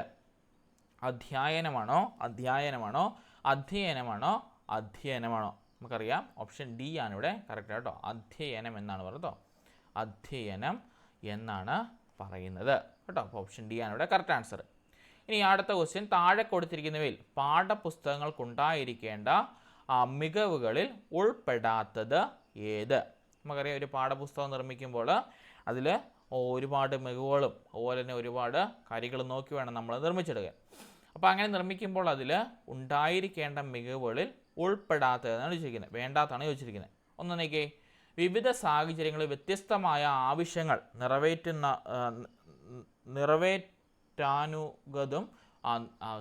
വിവിധ സാഹചര്യങ്ങളിൽ വ്യത്യസ്തമായ ആവശ്യങ്ങൾ നിറവേറ്റാകുന്നതും വിധം വഴക്കമുള്ളതാകണം. ശരിയാ പറഞ്ഞാൽ, അതായത് നമുക്ക് ഏത് സാഹചര്യത്തിലാണെങ്കിലും വ്യത്യസ്തമായിട്ടുള്ള ആവശ്യങ്ങൾ നമുക്ക് നിറവേറ്റാൻ പറ്റുന്നതായിരിക്കണം നമ്മുടെ പാഠപുസ്തകങ്ങൾ. ഒരു പോയിന്റ് ശരിയാണ്. അടുത്തത്, കുട്ടികൾക്ക് സ്വന്തം നിലയിലും സ്വന്തം വേഗതയിലും പാഠപുസ്തകവുമായി സംബന്ധിക്കാൻ കഴിയണം. അതായത് നമ്മുടെ സ്പീഡി ലേണേഴ്സിനും സ്ലോ ലേണേഴ്സിനും വേണ്ടി ഉതകുന്നതായിരിക്കണം നമ്മുടെ ടെക്സ്റ്റ് ബുക്ക് എന്ന് അർത്ഥമാക്കുന്നത്. ആ പോയിന്റ് ശരിയാണ്. അടുത്തത്, പാഠപുസ്തകം കൂട്ടിച്ചേർക്കലുകൾക്കോ ഒഴിവാക്കലുകൾക്കോ പരിധിയില്ലാത്തതാവണം. പറഞ്ഞ ശരിയാണ്. അതായത് പാഠപുസ്തകത്തിനകത്ത് നമുക്ക് കൂടുതലൊന്നും കൂട്ടിച്ചേർക്കാനോ അല്ലെങ്കിൽ അതിൻ്റെ അകത്ത് തന്നിരിക്കുന്ന അതേപടി നിർത്തുവാനോ അല്ലെങ്കിൽ അതിനെ നമുക്ക് തന്നതിനെ ഒരിക്കലും ഒഴിവാക്കാനോ പറ്റാത്തതായിരിക്കണം. അത് ശരിയാണോ? ചിലപ്പോൾ ഉള്ള പ്രിൻറ്റിങ് എററും കാര്യങ്ങളൊക്കെ നമ്മൾ കണ്ടുവരുന്നത് അല്ലേ? അല്ലെങ്കിൽ ഇപ്പോൾ തന്നെയാണ് നമ്മൾ ഓപ്ഷൻസ് വരച്ച് നമ്മൾ അതിൻ്റെ ഉത്തരത്തിലേക്ക് ഒരുപാട് കടന്നു പോകുന്നുണ്ട് അല്ലേ? അപ്പോൾ നമ്മൾ കൂടുതൽ കൂട്ടിച്ചേർക്കുക ചെയ്യുന്നത്. എപ്പോഴും നമ്മളൊരു പാഠപുസ്തകം ഒരു റെഫറൻസ് മെറ്റീരിയൽ എന്നാണ് പറയുന്നത്, അല്ലെങ്കിൽ ഒരു നമ്മുടെ എന്താ പറയുന്ന ഒരു ഗൈഡാണ് ശരിക്കും പറഞ്ഞാൽ പാഠപുസ്തകം. അല്ലാതെ അതിൻ്റെ അകത്ത് എല്ലാ കാര്യങ്ങളും ഇല്ല. നമ്മൾ എപ്പോഴും അതിൻ്റെ അകത്തുനിന്ന് കൂട്ടിച്ചേർത്ത് അതിന് പുറത്തുള്ള കാര്യങ്ങൾ നമ്മൾ മനസ്സിലാക്കി വേണം എന്ത് ചെയ്യാനായിട്ട്, പാഠപുസ്തകത്തെ നമ്മൾ വായിച്ചെടുക്കുവാനായിട്ട്. അപ്പോൾ ഇവിടെ വരേണ്ടത് പാഠപുസ്തകം കൂട്ടിച്ചേർക്കലുകൾക്കോ അല്ലെങ്കിൽ ഒഴിവാക്കലുകൾക്കോ പരിധിയില്ലാത്തതാവണം. ആ ഒരു പോയിന്റ് തെറ്റാണ് പറഞ്ഞത്. അടുത്തേക്ക്, സ്വീകരിക്കുന്ന വ്യക്തി എന്ന നിലയിൽ നിന്ന് സൃഷ്ടാവിൻ്റെ പദവിയിലേക്ക് കുട്ടിയെ ഉയർത്താൻ കഴിയുന്നതാവണം. അതൊരു പാഠപുസ്തകത്തിൻ്റെ മെയിൻ കാര്യമില്ല. എന്താണ്? അവനെ സ്വീകരിക്കുക അല്ലെങ്കിൽ അവനത് നേടിയെടുക്കുക എന്നത് മാത്രമല്ല, അത് സൃഷ്ടാവിൻ്റെ പദവിയിലേക്ക് അത് വെച്ചുകൊണ്ട് അവൻ പുതിയൊരു പുസ്തകം അല്ലെങ്കിൽ ഒരു സൃഷ്ടാവായിട്ട് മാറാൻ ഉതകുന്നതായിരിക്കണം ഓരോ ടെക്സ്റ്റ് ബുക്കും. ആ ഒരു പോയിന്റ് ശരിയാണ്. അപ്പോൾ ഇവിടെ പറഞ്ഞ ഓപ്ഷൻ സി ആണ് ഇവിടെ തെറ്റായിട്ടുള്ള പ്രസ്താവന കേട്ടോ. അടുത്തത്, ബുദ്ധിയുടെ, മലയാളം പിന്നെ എളുപ്പമായിട്ട് തോന്നുന്നുണ്ട് അല്ലേ? ബുദ്ധിയുടെ ബഹുമുഖങ്ങളിൽ അമൂർത്ത ചിന്തനത്തിന് സഹായകമാകുന്നതെന്ത്? അതായത് നമുക്കറിയാം നമ്മുടെ ഹൊവാർഡ് ഗാർഡറുടെ ബഹുബുദ്ധി അല്ലെങ്കിൽ MI എന്ന് പറയും അല്ലേ? അതിനകത്ത് അമൂർത്ത ചിന്തനത്തിന് സഹായകരമാകുന്നത് എന്നാണ് ചോദിച്ചിരിക്കുന്നത്. ഭാഷാപരമായിട്ടുള്ള ബുദ്ധിയാണോ, ദൃശ്യസ്ഥലപര ബുദ്ധിയാണോ, ആന്തരിക വൈയക്തിക ബുദ്ധിയാണോ, യുക്തിചിന്താപരവും ഗണിതപരമായിട്ടുള്ള ബുദ്ധിയാണോ? ഏത് ബുദ്ധിയാണ് നമ്മുടെ അമൂർത്ത ചിന്തനത്തിന് സഹായകരമാകുന്നത്? ഏത് ബുദ്ധിയാണ്?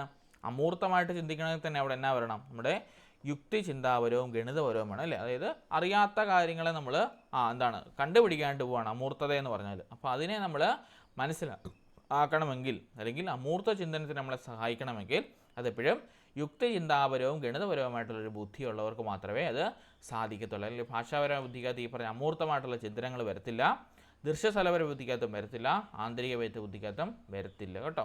നമ്മുടെ ഹൊവാർഡ് ഗാർഡറുടെ 9 ബഹുബുദ്ധികളുണ്ട്. ആ 9 ഇമ്പോർട്ടൻ്റ് ആണ്. ഏതെങ്കിലും ഒരു വിഷയത്തിന് ചെയ്യുന്നൊരു ചോദ്യം ഉറപ്പായിട്ടും ചോദിക്കും കേട്ടോ. ഒരു ഷുവർ ഷോട്ട് ഭാഗമാണ് ഈ പറഞ്ഞ MI എന്ന് പറയുന്നത് കേട്ടോ. നോക്കിയിട്ട് വേണം പോകുവാൻ.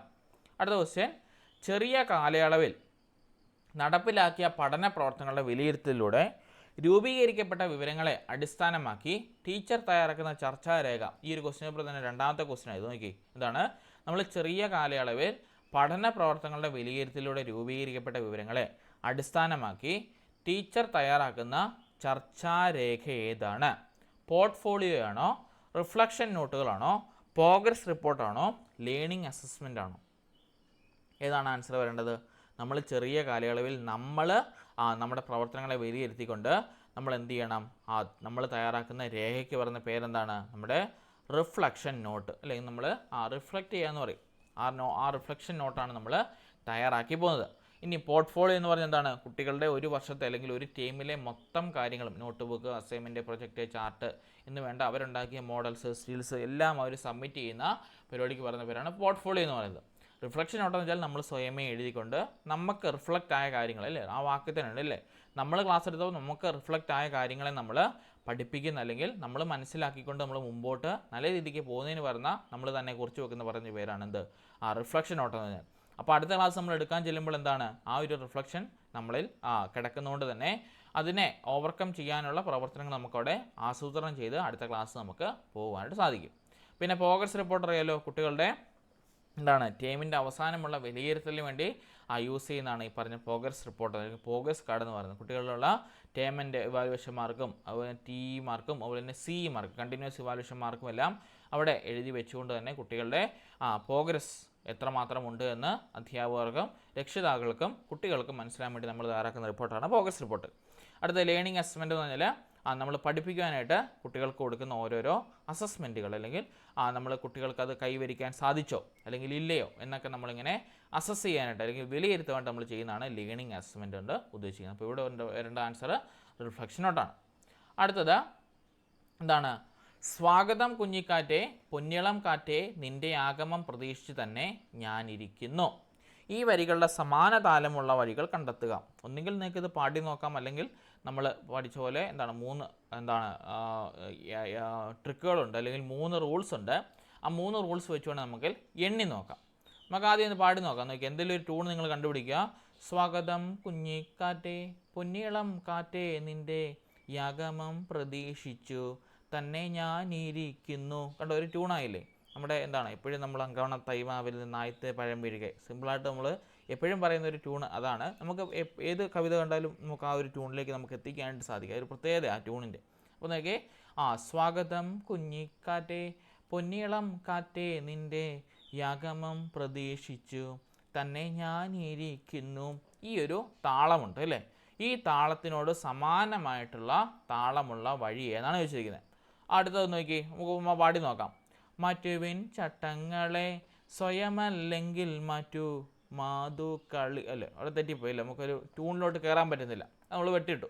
അടുത്തേക്ക് വത്സസാമൃത്തേ കുമാരനീ കേൾക്കണം. കണ്ട, അവിടെ ഒരു കണ്ടിന്യൂവേഷൻ കിട്ടുന്നില്ല. ഇവിടെ ഒരു എന്താണ് പിടിച്ചാ നമ്മൾ പറഞ്ഞു പോകുന്നു, ഒന്ന് ശ്വാസം നമ്മൾ എടുത്ത് പിന്നെയാണ് പോകുന്നത്, അപ്പോൾ അത് നമുക്ക് കിട്ടത്തില്ല. അടുത്തേക്ക് വരണം വരൻ മാത്ര മനസ്സമായി പോയി വരണം സന്താനന്ദ നിയമം ലംഘിക്കാമോ. കണ്ടോ, കറക്റ്റ് വന്നു കണ്ടോ. അപ്പോൾ ഓപ്ഷൻ സി ഒരെണ്ണം വന്നു. അടുത്തോട്ട് പാടി നോക്കാം. നോക്കി വിഷപീനുഭവങ്ങൾ പോയി, അവിടെ തന്നെ പോയി അല്ലേ, വിഷപീനുഭവങ്ങൾ. അവിടെ നമ്മൾ വരുമ്പം ആ ഒരു ട്യൂണിലേക്ക് നമുക്ക് കയറാൻ പറ്റാതെ വരും. അപ്പോൾ ഏതാണ് ഓപ്ഷൻ വരേണ്ടത്? ഓപ്ഷൻ സി ആണ്. ഒബ്വിയസ്ലി നമുക്ക് പാടി നോക്കുന്നതായിരിക്കും കൂടുതലായിട്ടും എളുപ്പം. നമുക്കറിയാലോ, എപ്പോഴും നമ്മളൊരു ട്യൂണ് നമ്മൾ കണ്ടെത്തുക, ആ ട്യൂണിലേക്ക് ബാക്കിയുള്ളതിനെ നമ്മൾ ആക്കി സമാന താളമുള്ള വഴികളെ വെച്ചു. അപ്പോൾ ഒബ്വിയസ്ലി പാടി നോക്കുന്നതാണ് ഏറ്റവും നല്ലത്. ഇനി നിങ്ങൾക്ക് പാടാൻ നാണമാണ് അല്ലെങ്കിൽ പാടാൻ നിങ്ങൾക്ക് അറിയത്തില്ലെങ്കിൽ നിങ്ങൾക്ക് 3 റൂൾസ് ഫോളോ അപ്പ് ചെയ്യാം. പറഞ്ഞിട്ടുള്ളത് എന്താണ്? ഒന്ന്, നമ്മൾ ചെയ്യേണ്ടത് ഇതിലുള്ള കൂട്ടക്ഷരങ്ങളെ, അതിപ്പോൾ ഇഞ്ഞ ഉണ്ടോ, ഇറ്റ, ഇതിനെയൊക്കെ നമ്മൾ ഇന്ന ഉണ്ടോ, ഇതിനെയൊക്കെ നമ്മൾ ഒറ്റ വാക്കായിട്ട് കൂട്ടണം എണ്ണുന്ന വഴിക്ക്. അപ്പോൾ കൂട്ടക്ഷരത്തെ എല്ലാം എന്ത് ചെയ്യണം? കൂട്ടക്ഷരത്തെ എല്ലാം നമ്മൾ ഒറ്റ വാക്കായിട്ട് കൂട്ടണം, ഒറ്റ വാക്കായിട്ട് കൂട്ടണം. രണ്ടാമതുള്ളത് നമ്മുടെ ചന്ദ്രക്കലയിട്ട അക്ഷരങ്ങൾ. ചന്ദ്രക്കലയിട്ട അക്ഷരങ്ങളെ